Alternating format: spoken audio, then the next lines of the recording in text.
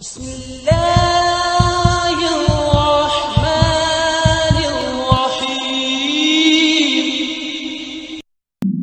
نحمده ونصلي ونسلم على رسوله الكريم اما بعد فاعوذ بالله من الشيطان الرجيم بسم الله الرحمن الرحيم ان الله وملائكته يصلون على النبي يا أيها الذين آمنوا صلوا عليه وسلموا تسليما اللهم صل على سيدنا ومولانا محمد وعلى آل سيدنا ومولانا محمد بارك وسلم عليه۔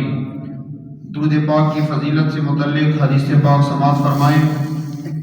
میرے رب آقا سرور جہاں صلی اللہ علیہ وآلہ وسلم کا فرمانے علی شان ہے، قیامت کے دن میرے سب سے زیادہ قریب وہ شخص ہوگا جس نے سب سے زیادہ مجھ پر درود پاک پڑھا ہوگا۔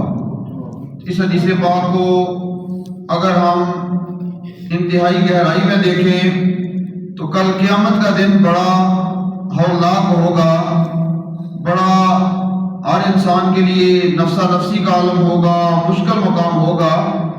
تو اس موقع پر نبی کریم صلی اللہ علیہ وآلہ وسلم کا قرب نصیب ہو جانا بہت بڑی کامیابی ہوگی۔ تو اس کامیابی کے حصول کے لیے ہمیں دنیا میں تھوڑا سا وقت نکالنا ہوگا، دنیا میں تھوڑا سا توجہ رکھ کے نبی کریم صلی اللہ علیہ وسلم کی محبت رکھتے ہوئے ہم نے درود پاک کا نذرانہ پیش کرنا ہے۔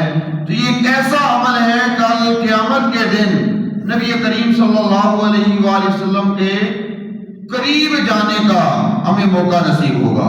اس لیے ہمیں کوشش کرنی ہے روزانہ کی بنیاد پر بارگاہ رسالت آپ صلی اللہ علیہ وآلہ وسلم میں ہدیہ عقیدت پیش کرنا ہے۔ محبت کے ساتھ درود پاک پڑھنے الصلاۃ والسلام علیکہ یا سیدی یا رسول اللہ وعلی